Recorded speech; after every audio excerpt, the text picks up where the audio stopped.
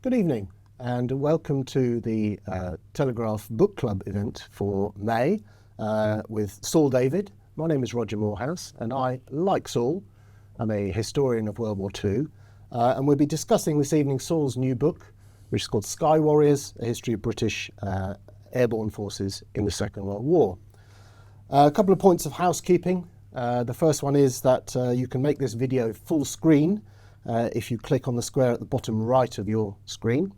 And the second point is that this is pre-recorded, so unfortunately any questions have already been emailed into us, but if you have any queries, any problems, please email extra@telegraph.co.uk and some of our colleagues will be on hand to help you. Now, Saul David, one of our most prominent, most brilliant military historians working at the moment. You're prolific is the only word for it. I was looking through your list of publications on the way in today, and it looks like almost every year you're putting out a new book, which is an astonishing feat. For me, it tends to be about every 3 years, but you're putting us all to shame. You've returned to British themes. You've returned to Europe to a large extent with this book.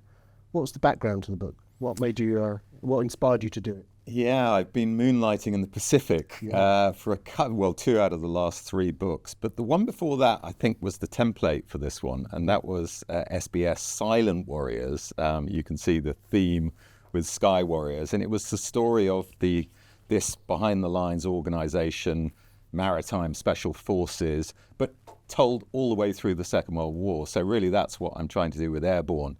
And it's interesting, given the prominence of some of the stories of Airborne. I mean, we all know about Arnhem, of course, D-Day, Pegasus Bridge to a certain extent, not so much the rest of the stuff that happens at D-Day.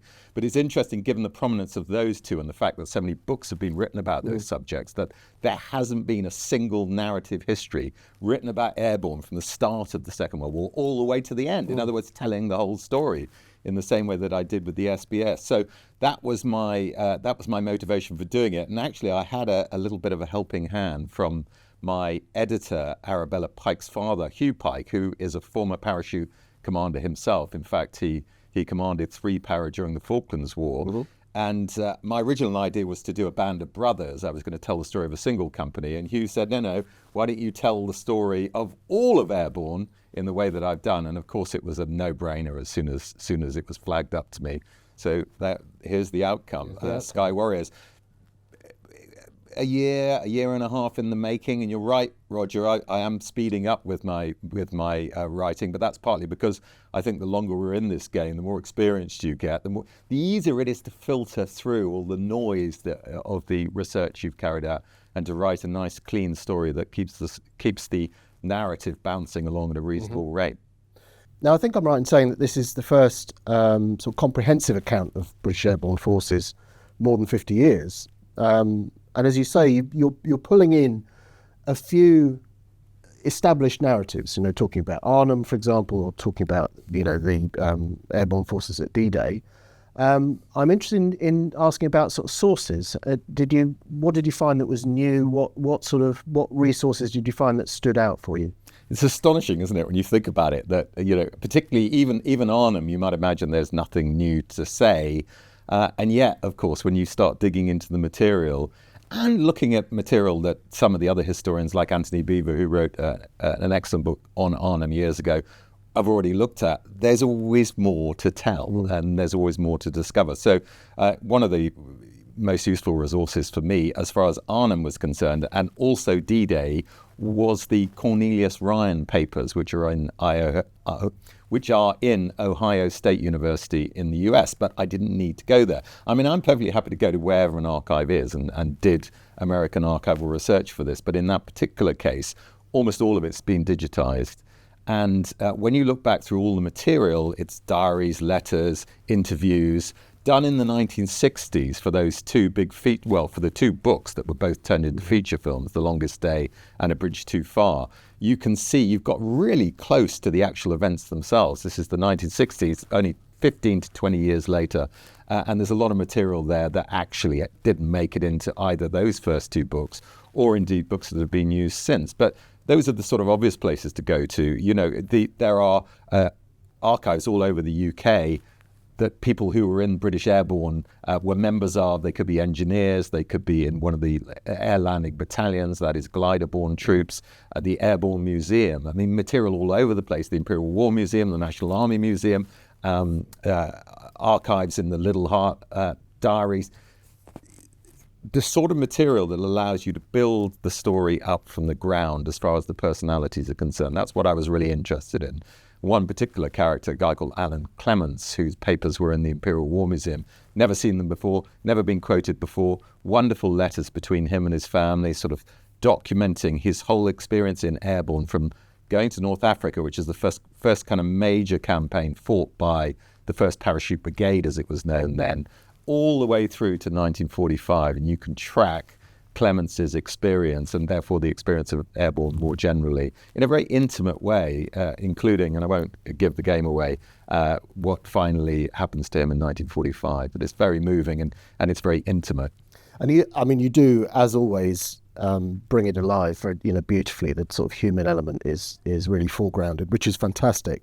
Just before we dive into it, Saul, I just want to ask a quick question about your routine as a writer, which is one of those things that perhaps fascinates writers more than anyone else. But I was always I think it was Graham Greene that used to write 2 hours before breakfast and then nothing else for the rest of the day.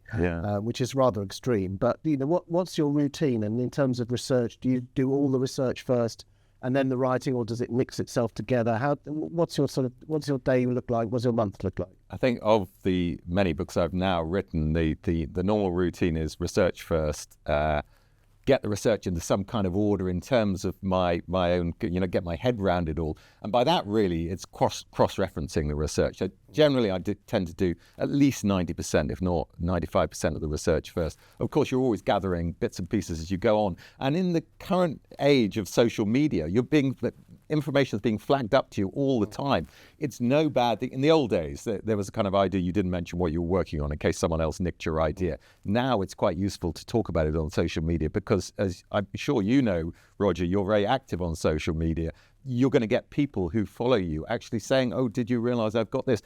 Exactly the same thing has happened with the Airborne book. People contacting me saying, I've got these photos or I've got some letters and diaries. So that's an extra layer of information to get the material. But generally speaking, gather the material first, cross-reference it, i.e. you have a system, everyone has a slightly different system where you know where everything is, and then you work out the chapter structure. But I think also without being too prescriptive, because you want a certain amount of organic growth as you're writing. You don't want to know absolutely where you're going. You want to allow a certain amount of creativity in the writing process. Although it is, in the end, I think we'd both agree as historians, really an editing job. You've got this material. How do you fit it in? How do you work it through? And how do you create a big argument, actually? Because one of the wonderful things about the Airborne book is that I had a little bit of help towards the end of writing the manuscript by someone who's actually a former employee of the Telegraph, Iona McLaren, who was a former literary editor here, and she really worked on it with a fine tooth comb,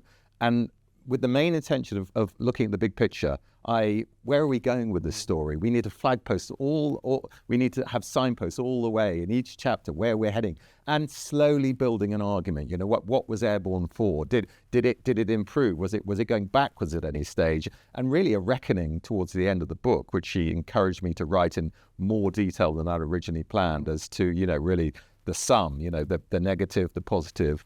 Was it all worth it? So helping to create that narrative arc, as it were. Yeah, exactly. And I think we often forget that because we can be consumed by the material. Get lost in the detail. And we can love the little, the individual detail, and we can think sometimes that's enough. But I think the reader needs to be, sure. It sounds a bit hackneyed, but needs to go on a journey, really, and they need to see this arc, or at least feel that the arc is taking them, to a place worth going. That leads in very neatly to my sort of first proper question, which is to try and put this into some broader perspective. So we know, as you describe in the book so eloquently there, British Airborne Forces established by Churchill after the debacle of the French campaign in Dunkirk in 1940.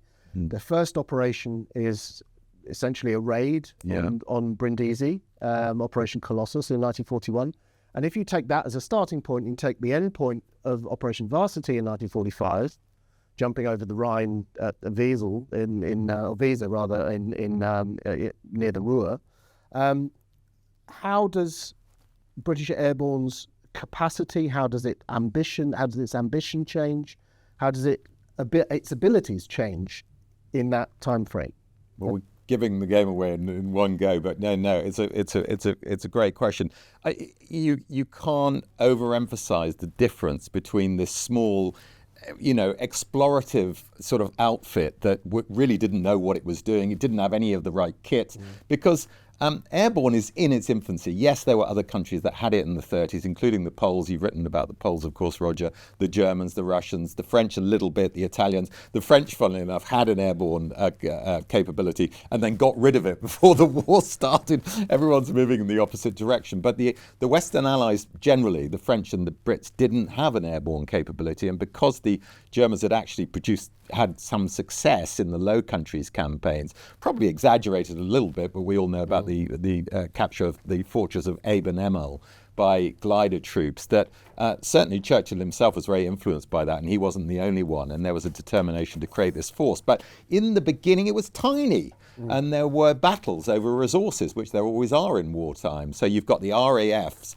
main interest in strategic bombing, which is a very controversial story, as we know, and has been covered by many other historians. But of course, if you want airborne, they're going to take away some of those planes, and the Air Force chiefs didn't want to devote planes to parachuting. They didn't really understand it. They didn't believe in its sort of strategic purpose. They really saw it as a kind of raiding force, which is what, to be fair, Churchill originally envisioned it as. And it was almost something similar. I mean, at the same time, he's establishing SOE, so it's almost in the same vein, right? And the commandos. Yeah. And it's not a coincidence that the very first parachute unit was a commando unit. So it's all seen as this same sort of attempt, as much PR, as much moral, as physical, as an attempt to strike back against the Germans when things are looking really dark. And this is another example, in a way, of Churchill sort of thinking outside the box. We always talked about the Ljubljana Gap and things like that.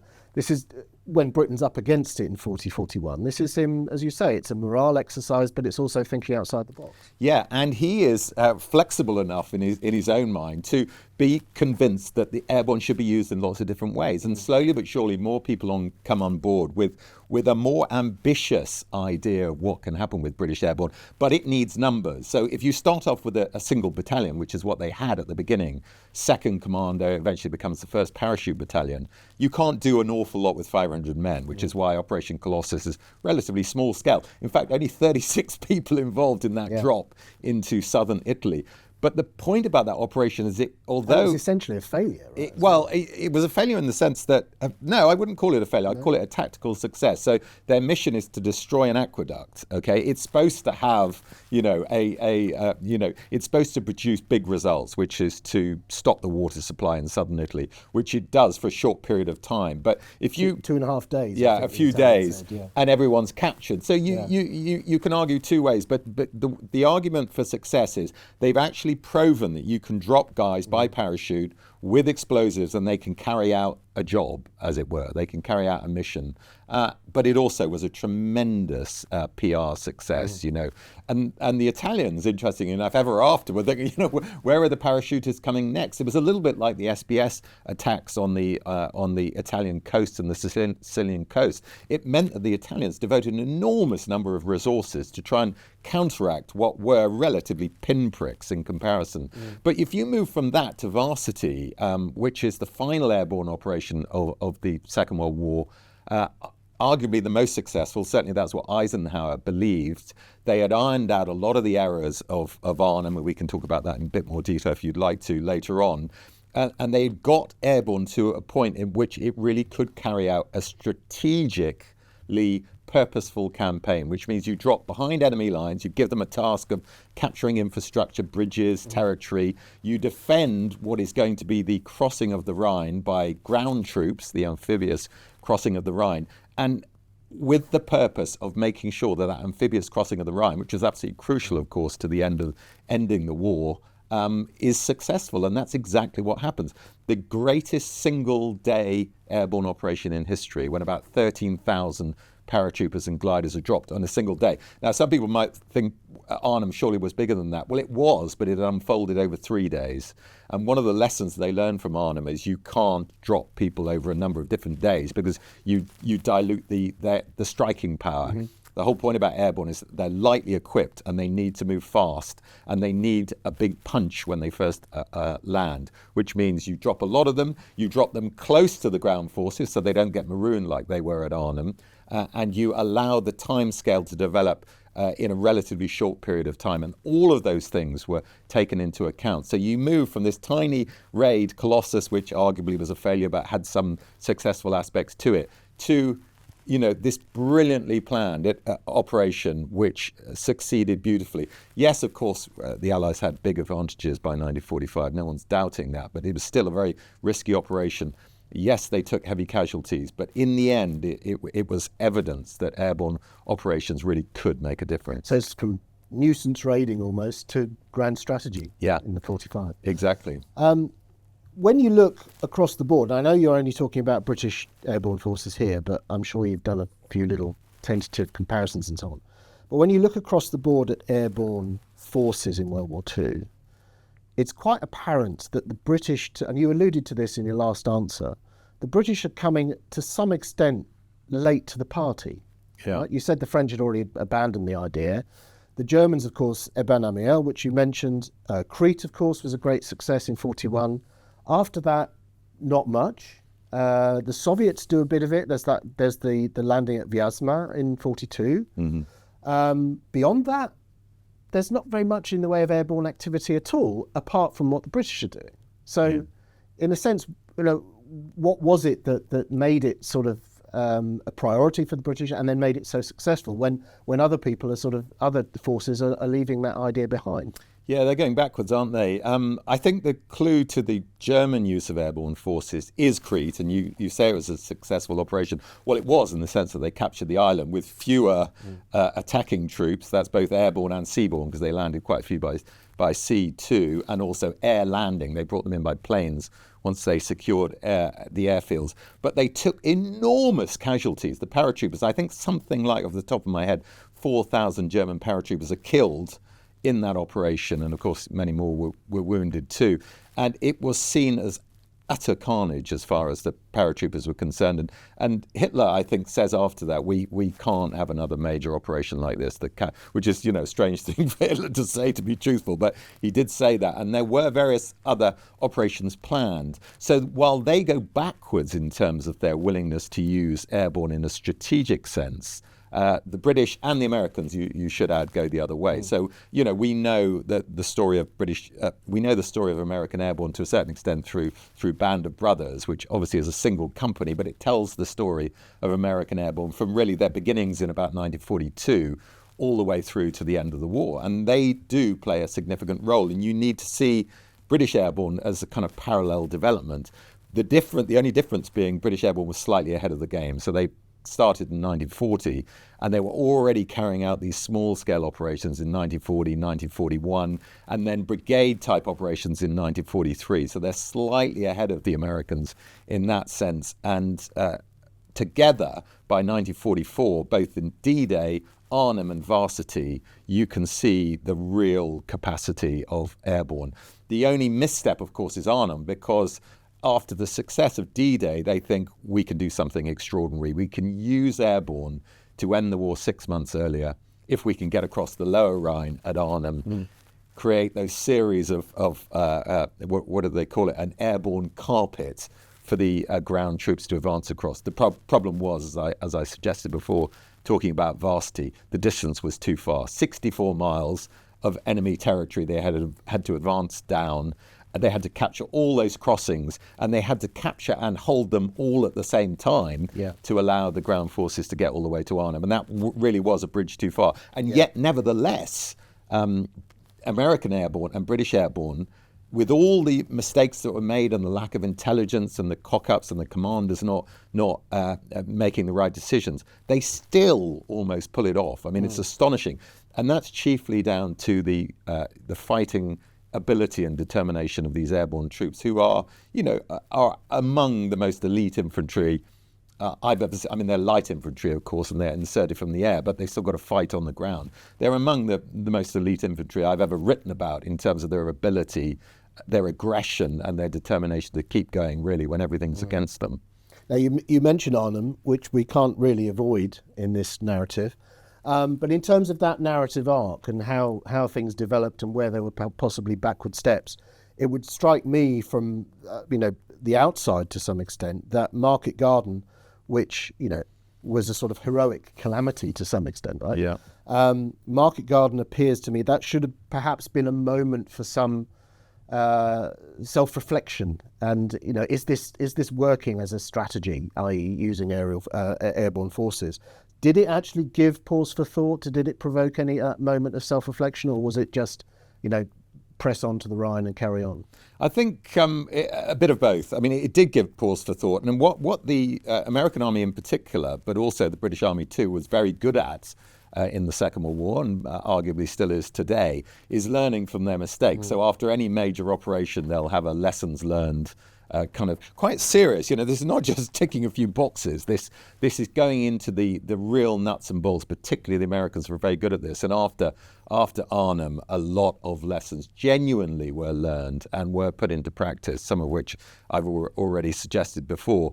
There was, of course, a danger at any stage during the Second World War, a little bit like with the Germans, that a single operation, if it was costly and it failed, and let's face it, Crete was costly and succeeded, and that put paid to German airborne operations. On that subject, actually, it's interesting to think that another of the reasons why airborne's never really used thereafter is because the Germans, certainly from Stalingrad onwards, are coming backwards, really.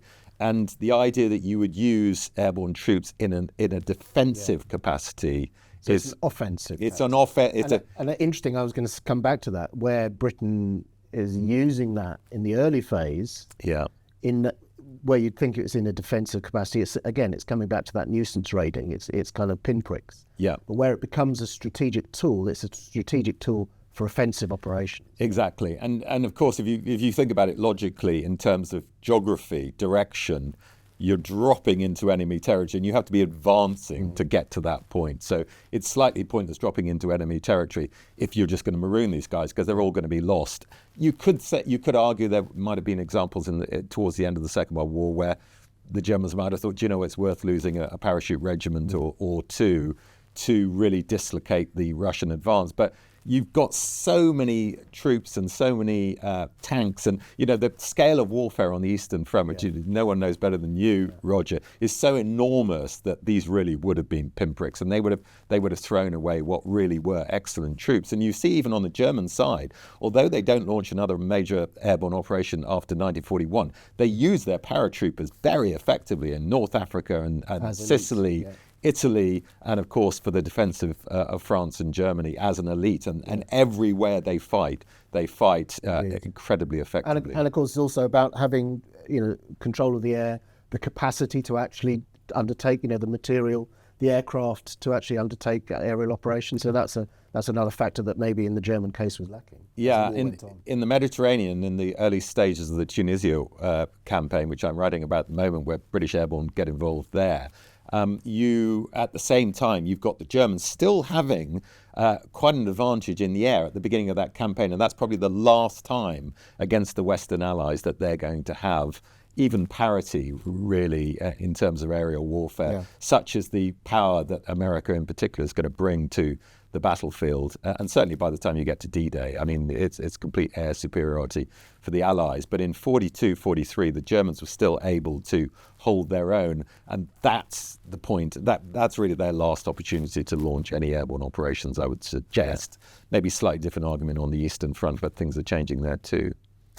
Just to pick up on a point you made earlier on about the sort of ferocity with which British airborne forces went about their task. There's a lovely quote that you cited, or speech from Churchill made in 1948, the unveiling of the memorial to Special Forces, where he, referencing airborne forces, he says, "When shall their glory fade?" And it is, to be fair, it's still a story, on the back of the sort of popular image, which is Arnhem and, Bridge Too Far, which is certainly for our generation is part of our sort of cultural furniture.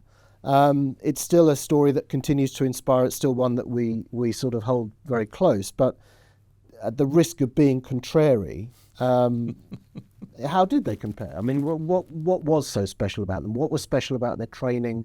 And some examples of that ferocity that you mentioned.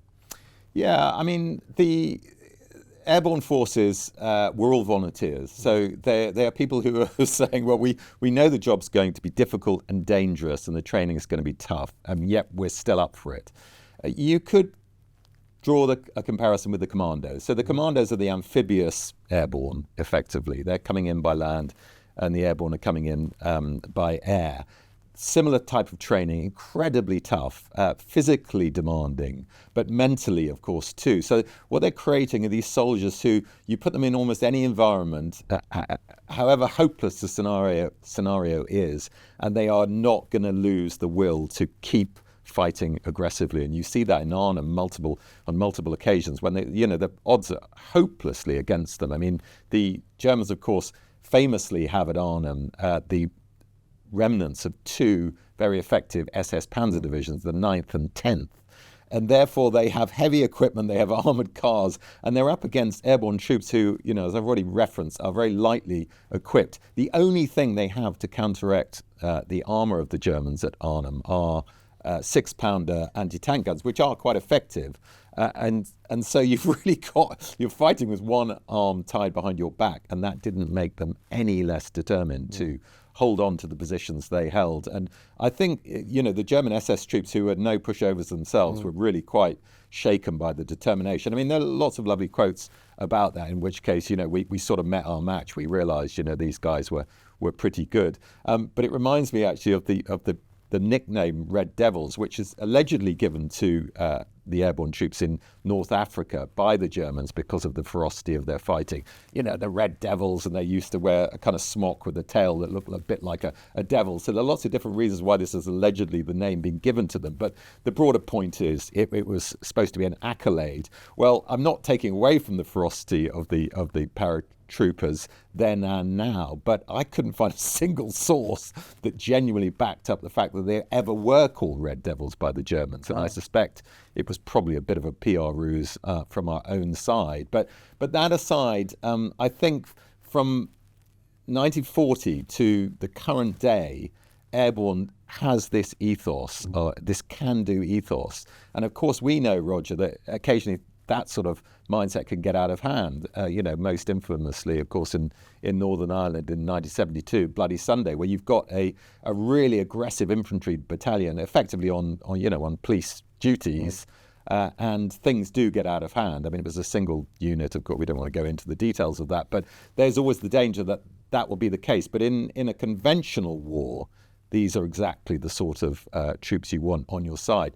The only other thing I'd say in terms of the long history of airborne forces and the parachute regiment is that there is no real opportunity that the airborne will be used on the scale that it was in the Second World War, partly to do with the scale of the war, but partly because they are still trained to drop by parachutes, but it's very unlikely that we're ever going to see British airborne into action with parachutes. Last time it happened was Suez, because their design really is going by helicopters now, and of course the Russians tried something similar at Hostomel with mixed results, I would suggest. But if used in the right way, of course, there is still a real place for airborne troops on the battlefield, for the obvious reason that you put them in a position where the enemy aren't expecting them. Mm-hmm. One of the things that came across to me is one of the great fears of particularly the interwar period and then the opening phase of the war was this idea of aerial warfare. You can look back to Baldwin's, the bomber would always get through. Mm-hmm. You can look at Churchill's references in 1940 talking about the threat of German paratroopers dropping, on British soil and so on. This was obviously one of the great fears of World War II. Now I'm just wondering, in the British case, do you think that airborne forces realised the potential that they held? I mean, it's obvious that there's a great sort of fear of it, of that as a concept, Did they really realise that? Did they realise their own potential? Yeah, I think they did. I mean, I mentioned before there's an element of Airborne that's as much moral as it is physical, but I think everyone was all well aware of that. So if you think about the Blitzkrieg campaign, the German Blitzkrieg campaign, they're using armour a bit like an airborne force. So the armour drives deep into the rear, and it dislocates, and it causes confusion, and it causes paranoia and fear, and it produces results that completely outweigh its actual material or physical effect. How many French troops are they actually cutting up? How many battalions are they knocking out? It's the fact that they get to the rear and cause so much disruption. And I think people involved in the creation of the early doctrine of Airborne realize this psychological effect. They're going to get to places where the enemy aren't expecting them. There's going to be this paranoia. If you're a frontline soldier, let's say you're holding the Rhine in 1945, and someone tells you there's a massive airborne force that's just landed behind you, you're effectively cut off. You've got enemy on both sides, and that's incredibly disorientating, I think, for soldiers on the ground who tend to think, in terms of 2 dimensions, but not so much 3 dimensions. And Airborne, of course, is adding this extra dimension. That's a very good point to in a way compare it to Blitzkrieg in terms of its not only its strategic use but also psychological. And it's Blitzkrieg, great example. I've written about Poland in '39, where the defending soldiers don't even know where the front line is anymore. They've got one eye behind them and one eye, forward. So it's an extremely difficult situation to actually fight in and maintain your morale and all of that sort of thing. So it's effectively having the same result, right? Yeah, but the proviso is you don't just drop them anywhere for the sake of causing disruption. You have to drop them somewhere where they're not going to be marooned. And I spoke about Varsity, where finally they learned by the end of the war to get things right. If we think about it, like all warfare, it's a logistical task. It does require, of course, a lot of training, a lot of planning, and a lot of determination by the troops on the ground. Because if you're an airborne soldier, you have to accept that you're going to be on your own for a certain amount of time and possibly fight entirely on your own. That is a single airborne soldier, because everyone who's dropped by parachute, for example, doesn't really know where they're going to end up. Yes, they've got these drop zones that they're going to land in, but most of the time they don't. It's an inexact science. Very, very inexact. How inexact? Well, D-Day, for example, a couple of the operations at D-Day, they were supposed to. I'll give one quick example. That one of the key objectives of British Airborne at D-Day is to capture this battery called Merville Battery. It's a coastal battery. 600 men are assigned to capture it. They've all got absolutely specific tasks. They've worked, on a scale model. In fact, not a scale model. They built a completely, a life-size model of the battery. Everyone knows their job. But it requires them all getting there at the right time, at the right place. And of course, what happens? Only 25% of them turn up. So they were going to attack with 600, and they actually end up with 150. So it goes from being, a brilliantly planned operation to being almost a suicide mission, and yet they do it anyway because they're paratroopers. There's this wonderful moment where the commander, Terence Otway, says to his batman when he realizes that they've lost 3/4 of the attacking force, what should I do? And the batman looks at him with a sort of quizzical expression on his face. Well, I don't need to tell you, sir. You know what you've got to do, which is we've got to attack, because that's what paratroopers do. And he does, and they pull it off. But that's a sort of classic example of you've got to be prepared for everything going wrong and still be able to operate. Wonderful. My last question before we go to questions from our viewers. There are a lot of big characters in the book, obviously, but it's the old dinner party question. If you had to pick one, who would you love to be in a lift with or have a dinner party with? Yeah, I think it would have to be John Frost. That sounds a bit hackneyed. And also Alan Clements, as I mentioned at the beginning. Alan Clements is a relatively unknown bit of the story. John Frost is much better known, but he's known chiefly through the lens of Arnhem. So John Frost is the commander of 2 parachute battalion, whose job is really to capture and hold the bridge. So he's got the single most important job. But it's not a coincidence John Frost is given that role, because he's already proven in a series of actions from 1942 onwards that he is probably the best single battalion commander in British Airborne. And so the reason what I loved about writing this book about Frost is a very prominent figure in it, of course, is because you can see his development. I mean, he starts out as a company commander. In fact, if you go all the way back to the beginning of the war, John Frost is he's commanding a unit of the Iraqi levies in 1939. So he's, this sort of colonial role. I mean, he's out in Mesopotamia, or what was Mesopotamia, and he's commanding this colonial group. But he's determined to get back, do his bit. He joins the parachute battalion. Like everyone who volunteers, he gets a lot of pushback from, the people who were in his actual regiment, which was the Cameronians, was his father regiment. And nevertheless, he's determined to go on. And his very first action is Operation Biting, which is the capture of this radar in 1942. The Bruneval raid, as it's also known, one of the most successful early operations. Churchill, has a big role in all of this and meets Frost immediately afterwards. In fact, Frost goes to debrief the various senior commanders. There's a wonderful scene in the book where they. How do you know all this? Well, sir, I was there. That's right. They see him, and he's wearing his Cameronian's kit, and they're like, well, he's probably some staff officer. Yeah. But no, he's literally just come back from the Bruneval raid. And you see his development from that first action when he's a company commander to going on to commanding the 2nd Parachute Battalion in North Africa. Series of disasters there. They're learning, they're refining tactics. He then commands them in Sicily, another disastrous campaign, an attempt to capture the Primosoli Bridge, which they do hold on to it for a while and then they get driven off. And finally, in 1944, he gets given the ultimate task. And as I say, it's because of everything that's gone before, all his experience, all his determination. And I would also go so far as to say the fact that British Airborne almost pull off Operation Market Garden is a lot down to, this single man and his determination to keep fighting. And he and his merry band of men, not just 2 Parachute Battalion, but all the other fragments that finally get to the bridge, 700 or so in the end, they hold that bridge for almost 4 days when they were only supposed to hold it for 2. So it's an astonishing feat. And the sadness, of course, about him is that he gets wounded and captured at Arnhem. So we don't see any more of him in terms of the Second World War, because he, of course, would have been another wonderful battalion commander at Varsity if he'd survived. That leads me very neatly and by perfect synchronicity into the first of all questions, which is from Richard, and it's referencing Market Garden, and I think referencing A Bridge Too Far specifically. And the question is, did they ever bring up the Piet?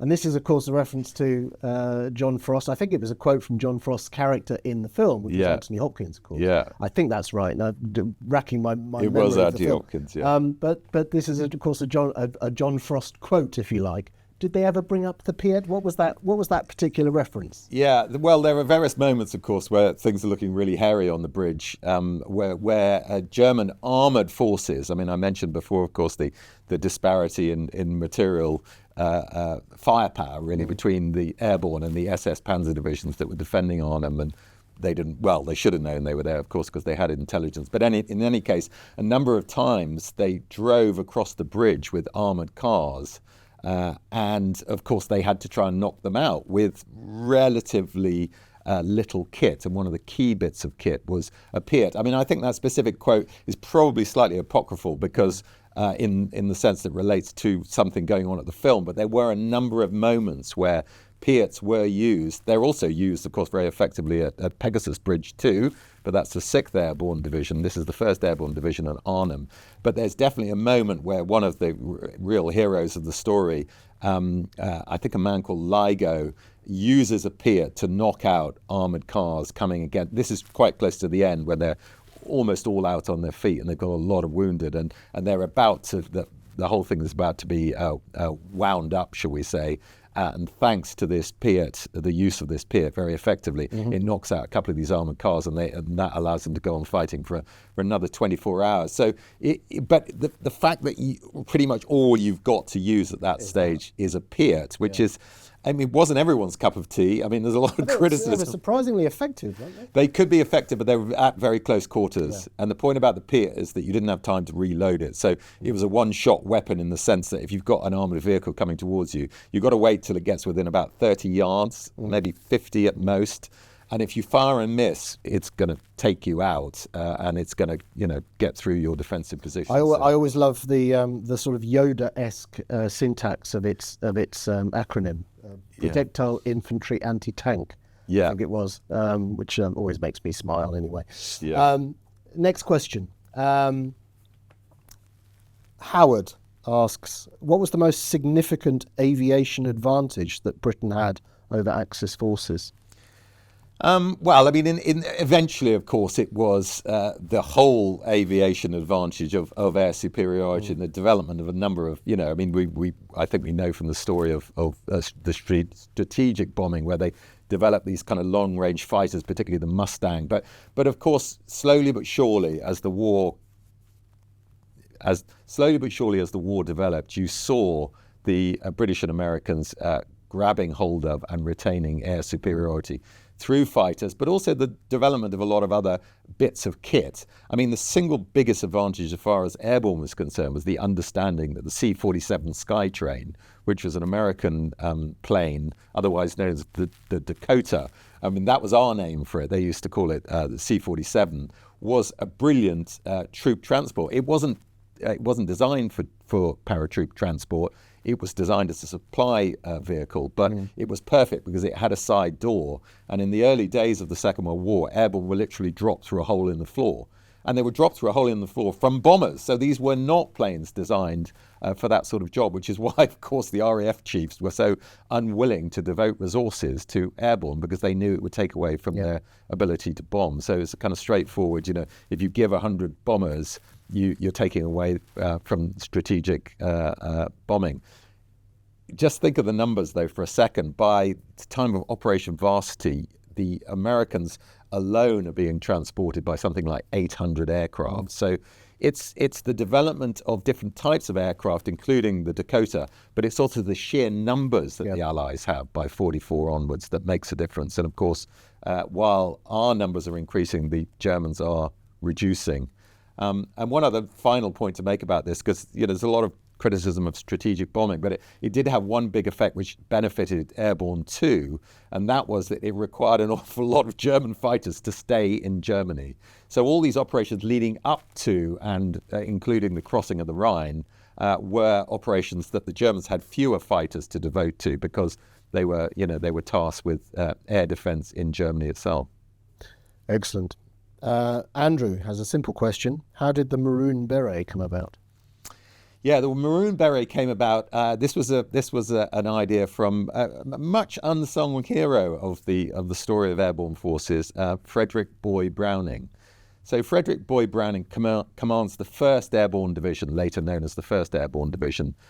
He goes on, of course, to be one of the airborne commanders at Arnhem, at which point his reputation takes a bit of a dip and has never really recovered among historians. And I don't pull any punches in my criticism of Browning over Arnhem, but he did play an important role in the development of Airborne, including the Maroon Beret. That was his idea, and this is interlinked, the Flash, the Airborne Flash, which was the Bellerophon riding the Pegasus, the winged horses, a very famous Flash, and that was in the colours of maroon and claret. And apparently the reason he came up with these colours, and hence the beret too, was because it was his wife Daphne du Maurier's racing colours. And he, by the way, was sometimes known as Mr. du Maurier because his wife was much more famous than him. Right. Not in military circles after the end of the Second World War, but up till that point, she had been a famous novelist and still is to this day of the 1930s.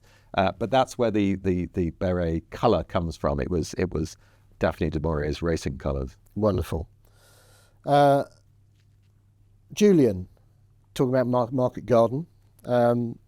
It's a big question, which I'm sure you could answer in a few words or an essay. What were the crucial factors that led to the failure of Market Garden, he says? So many, so long and varied is the road, but you can draw it into a nutshell in the end. So a lot of mistakes were made in planning, enormous numbers of mistakes, so many in fact that when Anthony Beevor wrote his book Arnhem a few years ago, he concluded it was doomed before it started. I don't agree. I still think it had a chance, mainly down to the, as I've already hinted at, the sheer fighting determination of paratroopers, both American airborne at Nijmegen and also British at Arnhem. And if we consider that British airborne at Arnhem were supposed to hold out for 2 days, and they almost held out for 4 days, and if only they could have got across the Nijmegen Bridge just 12 hours earlier than they did, they could have salvaged this operation. So how did they get so close? Well, extraordinary. But so many things went wrong. I mean, failures of intelligence, failures of planning in the sense that they landed the airborne troops far too far away from the major objective. And that was another lesson they learned at Varsity. You land people close to where they need to get to. So if it's a bridge, you can't have them too far away. They made errors in terms of the plan and how they were going to capture the bridge. So you had a certain number of troops are going to drop on day one. The plan should have been to keep that striking force together. What they did is they reduced the power by sending them on 3 different lines of attack. And that meant when one or other, or in fact in this case, all 3 of them were held up, they didn't have the fighting power to push through. And that was also an element of planning failure, because you had this controversy over the lifts. There were going to be 3 lifts, and they were going to be over a couple of days. But the problem is you only had a relatively small number of people for the lift on day one, and they simply didn't have the fighting capacity to get through on day one. So this was also down to elements in the air plan. The Americans in particular, who were flying a lot of the planes, said, we're worried about flak. We don't want to land people too close to the locations because we're going to lose a lot of planes. But the overriding factor should have been the understanding. If you land airborne forces too far away from their objectives, you're going to reduce their chances of success. So despite all these errors, and the biggest single one was not really acknowledging that there were German panzer troops in the area, but despite all those errors, they still came within an ace of succeeding. And there were, of course, 2 major components. There was an air component and a land component to Market and Garden. But is it fair to say, is it oversimplification to say that the aerial component actually fulfilled its intentions quite well, and the failings are mainly on the ground? Yeah, it is fair to say that that's not what the ground wanted to hear. But 30 Corps, including Horrocks, who was commanding 30 Corps, did actually admit that they needed to have pushed on. They made errors themselves. They were far too lackadaisical in their advance. There were moments where they stopped and they could have kept going. There were, generally speaking, they wouldn't move at night, whereas they probably should have done when it was getting to an emergency situation. And they simply weren't as determined to get through in a way that they should have been. And then there were mistakes made by Browning, who I've already name-checked, who kept deflecting the Americans from capturing Nijmegen Bridge because they needed to, assault the heights, which were, preventing a German counterattack. But the really key objectives were to take the bridges. If you don't capture Nijmegen Bridge, the 30 Corps, whenever they get there, aren't going to be able to get through to Arnhem. So many errors made, and yet, despite all of that, but it is true, I think, and certainly Frost says this in his memoir, we did our job, others failed in theirs. I can't let Arnhem go, particularly with my sort of Polish hat on, without referencing the Polish paratroopers, Sosabowski's men. What can you say about them, where they fit into that narrative? Well, they had an absolutely key role to play, but they were hamstrung by the fact of these multiple lifts. So if they'd gone in on day one, for example, if they'd been able to devote enough airborne resources to getting all airborne, including the Polish parachuters, correct, tough bunch, and fought incredibly heroically at Arnhem, but they were dropped in the wrong place at the wrong time. And if they'd gone in on day one, they really would have made a difference. And yet, despite all of that, they did perform absolute heroics. But the problem with the Polish airborne is they dropped on the wrong side. And because the Allies didn't control both sides of the bridge by the time Sosabowski's group arrive, and they arrive late, of course, because of bad weather. I mean, it's another sort of, one of those things that you can't control, I suppose. But it means that they're never able to effectively link up. Quite a few of them do cross the river by boat, actually, and some of them are, of course, captured ultimately, and they take a lot of casualties. Yeah. another strand of the Polish narrative to World War II. Last question, Andrew says, the Paras have been an excellent offensive formation since the 1940s, and I accept that special forces insertion from high level is still important, but do you consider parachuting en masse is still a relevant capability for Britain's defence forces today? Not really. Which may sound a little controversial. some of the, I mean, the airborne forces today are very, parachute regiment chiefly, are very proud of their history. Airborne assault we have today, I mean, I think 1st Parachute Battalion is effectively a special forces unit. It's part of the whole sort of special forces makeup. So there's very much a role for airborne to play in modern warfare, but that's inserting them behind the lines, mainly with helicopters.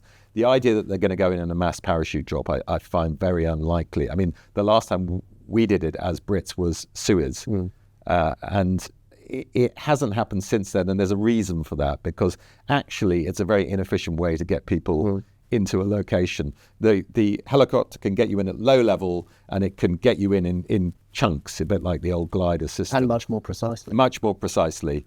And parachutists are, by the nature of the beast, incredibly vulnerable, and I find it very unlikely. So at some stage, I mean, it's a bit of a hangover that they are still parachute trained, and there are definitely roles for British Special Forces, of course. SBS and SAS are trained to jump at high level, as indeed some of the American Special Forces are, and you could see the logic of that, inserting small teams. Halo, dropping them from a height and allowing them to insert, secretly and unseen, makes a lot of sense. But a mass parachute drop, no. I can't see the logic in that. And one day, this very expensive business of training members of the parachute regiment to parachute will probably be done away with. But of course, it will be unpopular because they might have to change their name back to Airborne. Yeah. So in a sense, a sort of technological and strategic cul-de-sac, but no less fascinating for that. Yeah, certainly as far as parachutes are concerned, but Airborne still has a real role to play, and we still have, I think, some of the most effective airborne forces in the world. Wonderful. And you've done it great justice. It's a fantastic book, as always. I mean, beautifully written. You're a fantastic stylist, I have to say. I'm jealous of the ease with which you write, Saul. It's a weighty tome, but it flies by, and it's beautifully done. So congratulations on that. Thank you. Thank you very much. Thanks very much to Saul again for giving us some highlights from his wonderful new book, Sky Warriors. And thanks to all you subscribers for tuning in this evening. I'd like to remind you all to keep an eye on the Telegraph Extra website for special offers and other subscriber events coming up. On that, thanks very much again for your attention, and good night.